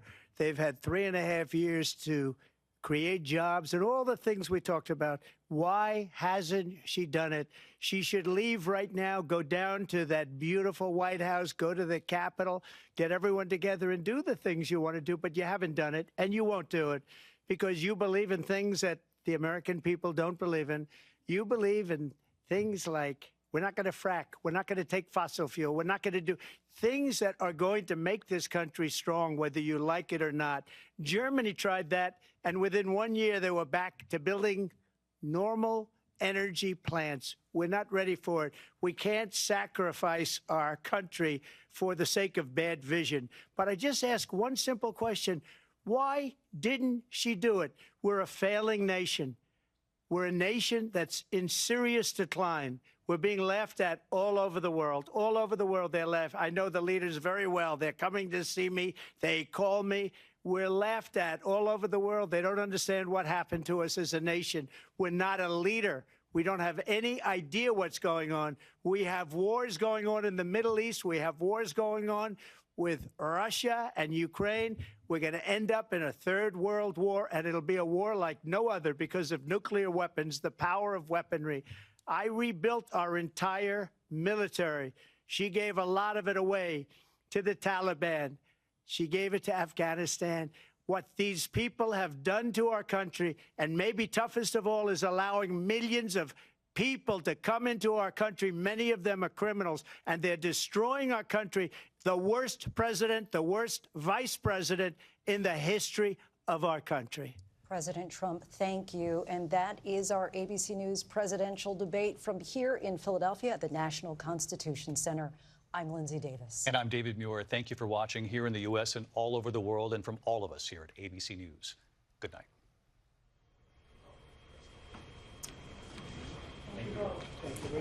And we are here live on ABC with our post-debate comments. I'm Martha Raddatz. It was a lively debate from the economy to abortion to Afghanistan. They had it all, and it was historic, John Carl, fiery. Wow. Wow. Wow. That was quite a debate. And I'm Jonathan Carl here with, of course, Mary Bruce and Rachel Scott. Our reporters across the news division have been updating our live blog, looking at some of the allegations made back and forth, doing fact checks. You can find all of that on abcnews.com.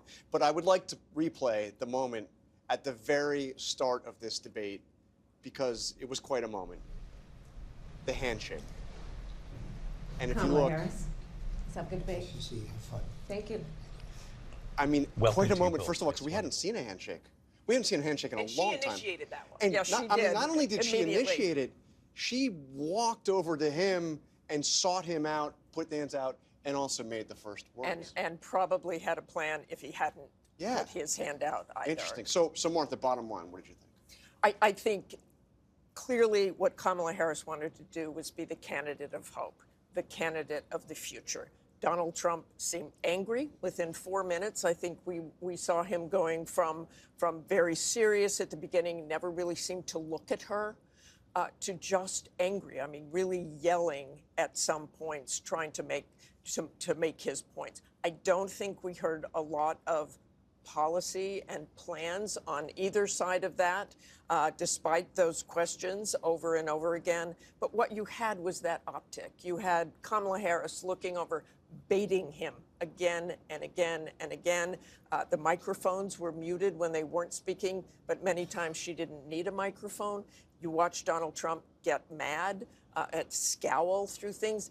And, you know, John, we were all talking leading up to this about how this would go, what Donald Trump you would see. I think he had a plan for talking about what he saw as a next term, but then he was talking about rumors about people eating their neighbors' pets. So it really devolved into that. I mean, look, Kamala Harris didn't really explain some of the big questions that were out there about why she changed her policy views on so many things.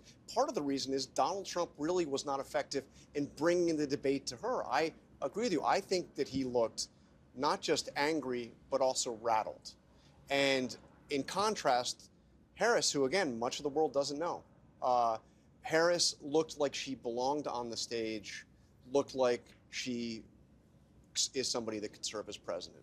And that is certainly how the campaign is feeling tonight. I can tell you the Harris campaign feels very good. They feel they had a very strong night, that she was in command, that she did look presidential, and that she was able, they feel, to hold Donald Trump accountable for his actions. And of course, that was their goal going into this, that she would be able to put Donald Trump's record under a microscope. And they feel that the strongest example of that was that exchange on abortion, where she was able really to blame Donald Trump directly to his face. I mean, she said, what you are putting women through is unconscionable. Yes, she goaded him. She flat out trolled him many times, got him off message, but she also talked directly to voters, even inviting them to a Trump rally to underscore that central argument in her campaign that she says he's only out for himself, that she argues she's out for the American people. Rachel?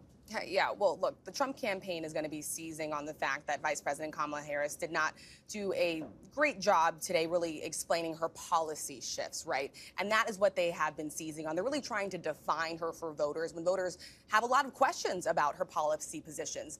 At the same time, though, almost every single thing that Vice President Kamala Harris said tonight got under Trump's skin.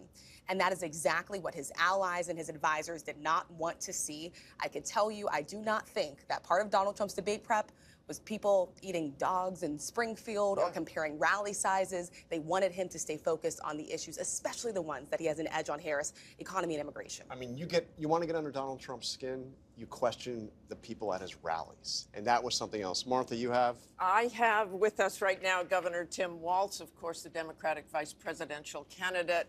Welcome, Governor Walz. How are you feeling? What's your reaction to the debate tonight?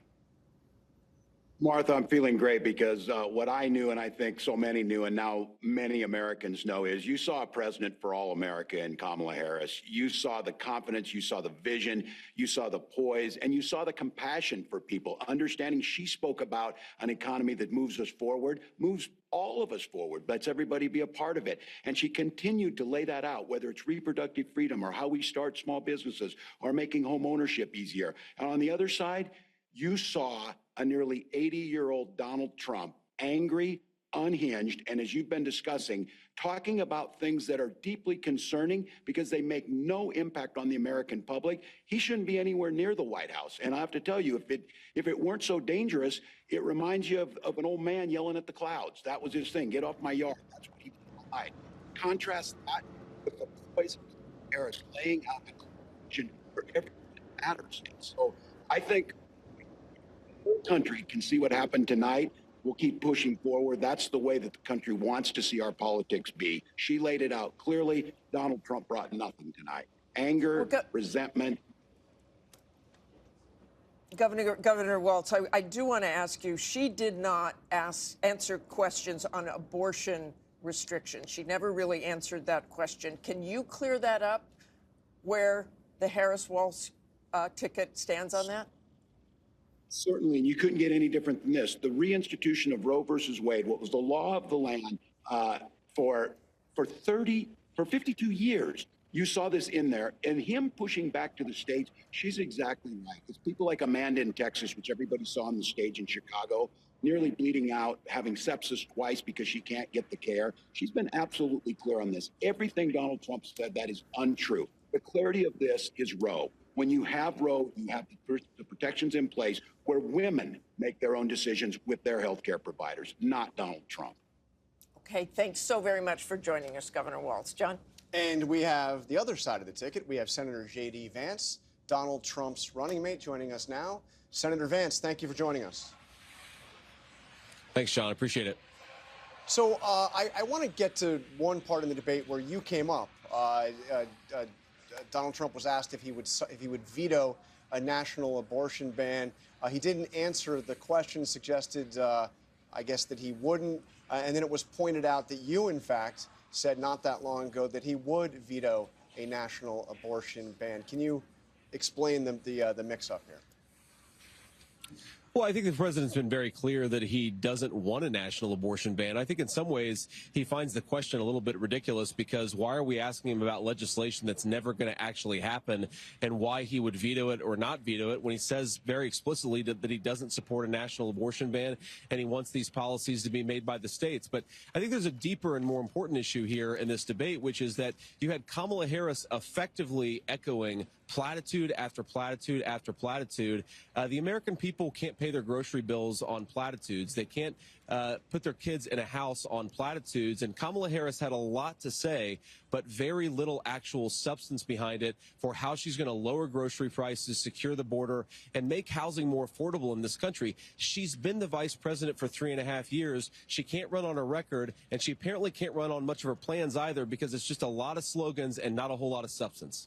But Senator Vance, why won't he just say that he would veto the national abortion ban? And by the way, had you spoken to him about it before you were put in a position to answer that question? No, I hadn't spoken to him about it because, again, Donald Trump thinks the question is absurd because he doesn't support a national abortion ban, and he's been explicit about it. And, John, I think that it's so preposterous for the media to focus so much on an issue where Donald Trump has been crystal clear, and not on the fact that people can't afford groceries and housing because of Kamala Harris's policies. This election is actually quite simple, and Kamala Harris and apparently the media would like to distract Americans on issues, by the way, that Donald Trump's been crystal clear about, but they're not talking nearly enough. This debate didn't talk nearly enough about the fact that Americans are struggling because they can't afford groceries, they can't afford housing, and a lot of their kids are dying of fentanyl overdoses because Kamala Harris has let the Mexican drug cartels take over the southern border. This is a disgrace, Senator, what's going on in our country, John, and we could do so much better if we just had better leadership. We've got the best workers, the most beautiful country, the best natural resources, but Kamala Harris's leadership is squandering the great benefits of this country. It's why we've got to get back to Donald Trump's leadership. Senator, by the way, I asked because he hadn't been crystal clear and he said something different than what you said. That's why I was seeking clarification. But let me ask you about this for just very quickly. I heard Donald Trump before this debate describe Kamala Harris as, I'll just read a few of them, a low IQ individual, somebody who doesn't have the mental capacity to be president, really dumb, unable to put two sentences together. Is that what you saw on the stage tonight? John, what I saw was a lot of slogans. I think the American people are smart, and Kamala Harris talks to them like they're children. She repeats these ridiculous platitudes where if you actually think about what she said, you realize that it doesn't make any sense. She talks a lot about her plans, but then her plans, when you analyze the substance, don't make any sense. And more importantly, John, the American people don't get fed on plans. She has been the vice president for 3.5 years. What she can't do, refuses to do, and has no ability to do is to say, I accomplished lower prices because she didn't, or I accomplished lower housing prices because she didn't, or I secured the southern border because she didn't do that. She has failed as vice president, and the fundamental question is, do we want to give her a promotion? I think the answer has to be no, John. All right, Senator Vance, thank you for joining us. Mary. One thing both sides can agree on, this was a consequential night in this race. More reaction when we come back. Stay with us.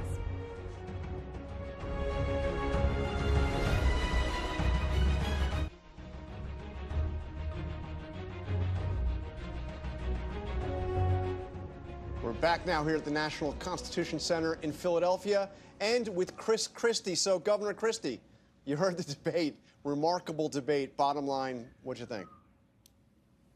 She was exquisitely well prepared. She laid traps, and he chased every rabbit down every hole instead of talking about the things that he should have been talking about. This is the difference between someone who's well prepared and someone who's unprepared. Whoever did debate prep for Donald Trump should be fired. He was not good tonight at all. And what Harris did was what she had to do, which was to prove that she belonged on that stage. She has a voice that wants to try to unite the country. And Donald Trump spent more time talking about people eating pets, people at his rallies, and whether he had more or less than he did about the economy. And that is a huge fail tonight. I think what we're going to see is that Kamala Harris is now being seen by a lot of voters as a potential president. That's what she needed to accomplish tonight. Trump better get to work or he's going to lose this election. Characteristically blunt assessment from Governor Chris Christie. Thank you, Governor. Mary? All right, let's go to former DNC Chair Donna Brazile. So, Donna, you have certainly studied many a debate in your career. How does this one compare? I think it was one of the best debate performances I've ever seen in my life. And I've seen a lot, and I've helped a lot of people prepare for these big moments. She met the moment. She seized the opportunity to tell the American people what she would do during her 4 years. She commanded the issues, and she did not allow the former president to bait her. Instead, she led the way forward. She turned the page, and I think this race is about to get even more interesting now. We will see if it moves the needle, Donna. Thank you. All right, over to the other side now. Former RNC Chair Reince Priebus. All right, Reince, the Harris campaign says they want another debate. If you were advising the Trump campaign, would you tell them to do it? Sure, I would tell him to do it. And the reason is like I said before, Donald Trump's numbers just don't move. I mean, the reality tonight, I know Don is excited, but the truth is Kamala Harris didn't address the most important thing that the American people care about, which is the economy and the cost of living. She had no answers on immigration. She had no answers when she was asked about defunding the police. She had nothing to say about the families that were lost in Afghanistan, which was a true layup. She should have been fact-checked a lot more on some of the things she said in regard to this comment about a bloodbath, which was about the auto industry. So, look, I think a lot of things were not said tonight that she needed to say in order to move the numbers. And I don't think Donald Trump's numbers move at all. They haven't moved at all for months. Reince Priebus, Donna Brazile, both thank you for your time. All right. Well, I got to say, again, what a incredible debate, consequential debate, no doubt. I don't know how many votes will actually be moved. I don't know how many persuadable voters are actually out there. But Kamala Harris had a chance here to introduce herself to the country, to people who know who she is but don't know where she stands. Now, you could debate how much she did in terms of the specifics of where she stands, but she stood up there, and I think it was very significant to hear Chris Christie say that she acted like she seemed like she belonged. Exactly, and Chris was clearly impressed with that. But to your point, John, what matters is what the voters think.